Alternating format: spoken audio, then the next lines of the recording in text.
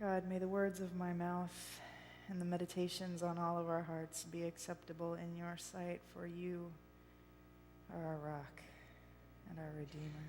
Amen. Thank you.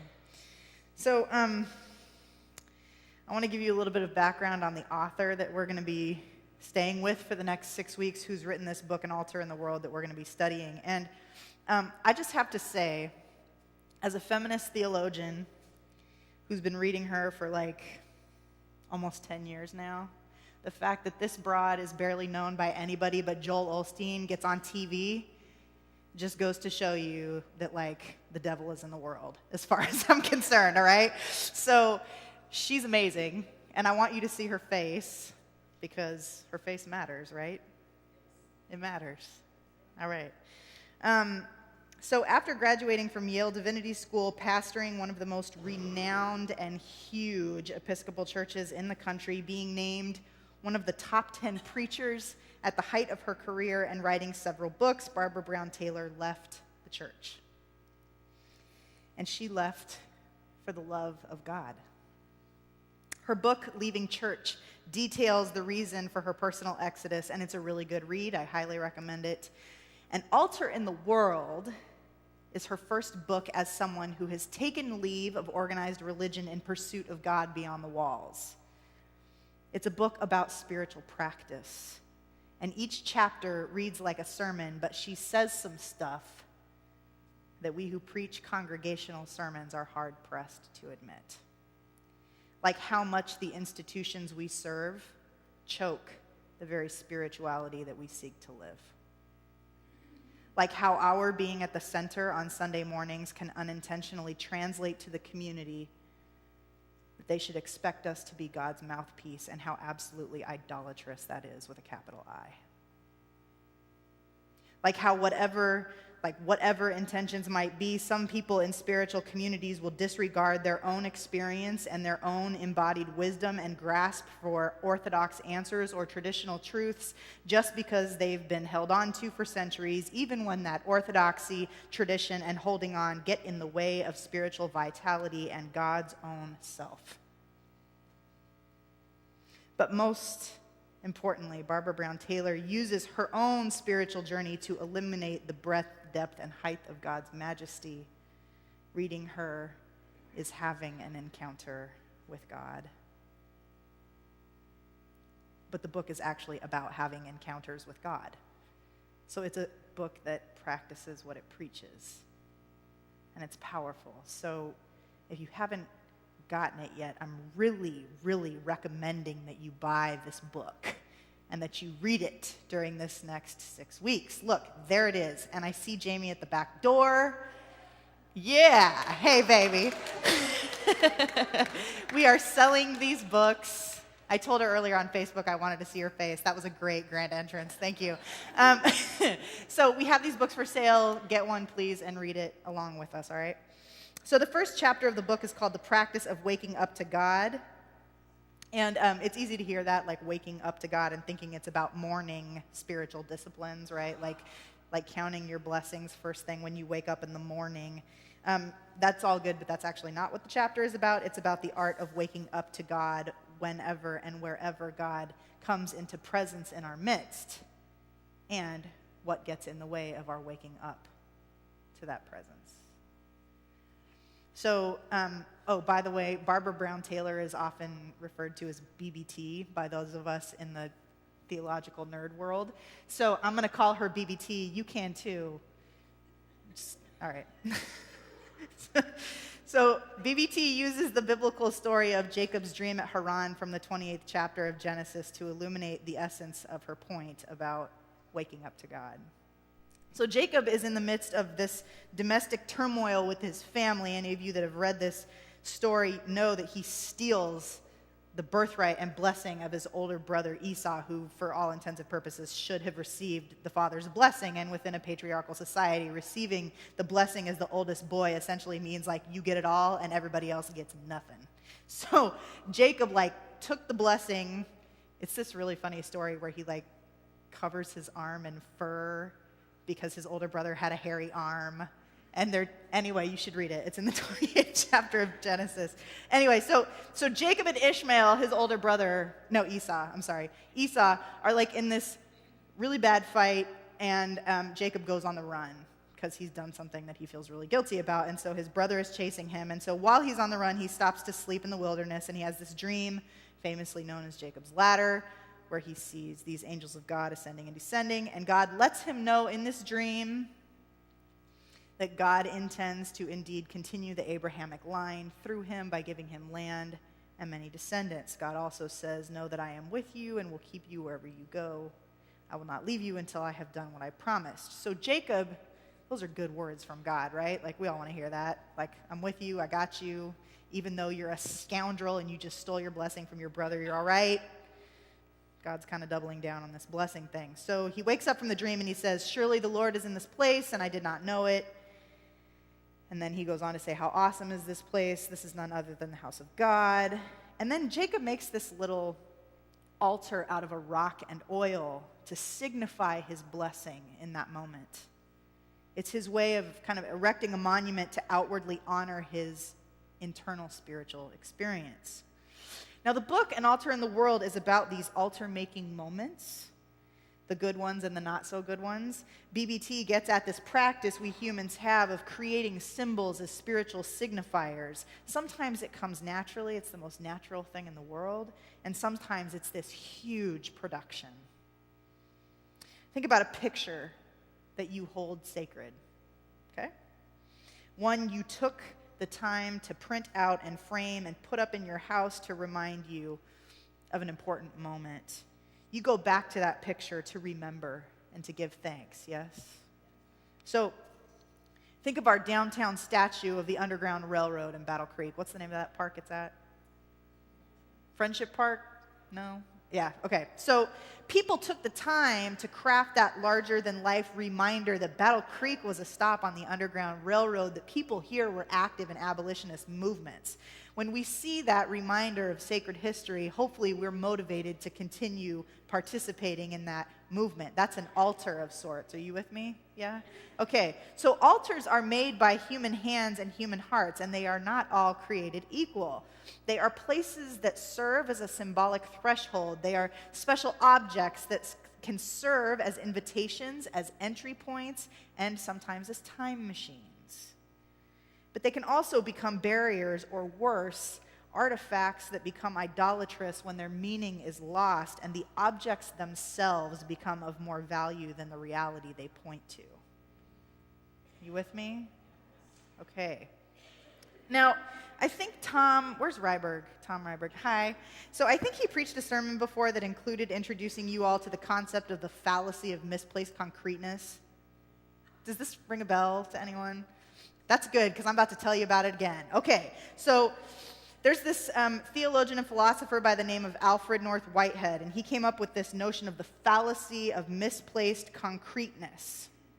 And it gets at this very, very human dynamic of misplacing concreteness. When we confuse the what with the who or the where or the how. We humans do this all the time. All the time. I want to say I do it all the time. We humans do it all the time. So here's an example. A person comes into your life. You fall in love. In the midst of falling in love, you're given new awarenesses, new opportunities, new levels of self-esteem, and then that relationship ends. But instead of realizing that the awareness and the opportunities and the self-esteem were the things we needed, and that person just happened to be the channel for those things, we start thinking that person is the end-all, be-all of what we need. Right? So here's another example. We experience stress at work and start drinking at night. After a while, we notice that we're drinking more and more. Instead of looking at stress as the problem, we start labeling alcohol the problem. I have a drinking problem. No, actually, drinking is self-medicating the stress problem. Misplaced concreteness. You with me? Now, I just want to say, for those of us that are identified as like 12-step people, some of y'all, we do have a drinking problem. But that's not the point, all right? Anyway, so Where there's a fallacy of misplaced concreteness, we've located the concrete in something that's actually transient or impermanent. Yeah, you with me? Yeah, okay. So this happens in the spiritual life all the time, and it's rampant in churches in particular because they are conservative by nature. People come into a spiritual community, they have this beautiful experience that transforms them, and they get involved in altar making. But all too often it turns into idol making. The church building, the literal structure, becomes more important than the experiences that happen within it. The pastor becomes a figure of adoration or devilish antagonism instead of folks paying attention to why the pastor moves them or agitates them to such a degree and how their expectations of religious leadership play into that. The music, instead of being a channel for worship, becomes people's way of controlling their experience of worship. That wasn't happening when we were changing things at 10 a.m. a couple of months ago at all. Yes, it was. Okay. So, fallacy of misplaced concreteness. What makes this dynamic in spiritual community so deeply, deeply painful is not that it's out of character because, again, we are humans. It's something we do. What makes this so painful in spiritual communities is that we do it while claiming God's name. And there's something very painful about claiming God while misplacing concreteness. It kind of goes against the whole first commandment thing, you know. But there are also moments in church when we stay in the altar-making mode, and I gotta say, there's like nothing more beautiful in my experience. One of the reasons I love, and I mean like love music as spiritual practice on Wednesday nights is because it has this like Zen quality, if I might for a moment respectfully borrow from another religious tradition, which I do with a fair amount of hesitation, okay? There's this emphasis in Zen Buddhism and in music as spiritual practice on non-attachment to form,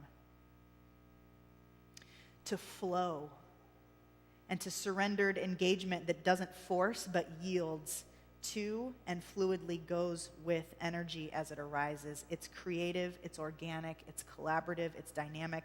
What I love about this approach to the spiritual life is it leaves us relatively non-attached to particular styles or things or people, but it opens us to encounter God or divine energy or passion in whatever we are doing. We are less likely to get stuck in attachment and idolatry when we engage spiritual life this way. So here's where it all comes home to you. In the next 6 weeks, we're going to stay with this text, An Altar in the World, but we really want this to be more experiential and practice-based than intellectual and like book learning, okay?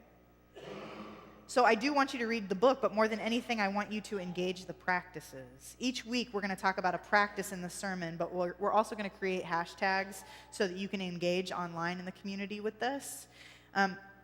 This week, the point is to make altars in the world. Like, make them, right? The point is to wake up to God. Don't go building altars trying to have an encounter with God. When you have an encounter with God, create an altar. That's different. Yeah? Okay, I'm going to talk a little more about this. So altar is a loaded word. So let me break this down. It's any symbolic representation or material object that witnesses or that honors the experience you've just had. It's that simple, right? So if you've ever been hiking and you see a stack of rocks beside the path that somebody has taken the time to build, that's an altar. Yeah? Ever written a poem after having a bursting insight that you just couldn't hold on to? That's an altar. One afternoon last year, JR, my spouse, and I were having a really, really hard conversation that was stretching both of us and stretching the marriage. And in the midst of one of the most heated moments, I said, come on, let's go for a bike ride. And we pushed the pedals on the pavement for about 30 minutes, and we landed halfway to Kalamazoo beside the river, and we got off, and we were sweaty, and we were breathing hard, and something about that physical exertion brought us back to each other. So we hugged and we affirmed our love in that space, and I needed to show God how grateful I was for that. And so I asked him to find sticks and rocks that called to his spirit in the immediate environment, and I went and found sticks and rocks that called to me in the immediate environment, and we built a collage of those natural objects by the waterside. That was an altar. You with me? Okay, I'm trying to give examples here. Okay, so it's the experience of holy inbreaking first and then the altar. It's the experience of truth-filled revelation first and then the altar. It's the experience of love divine and joy unspeakable first and then the altar. Yeah? Okay, so here's the tricky part. Don't confuse the altar with your experience.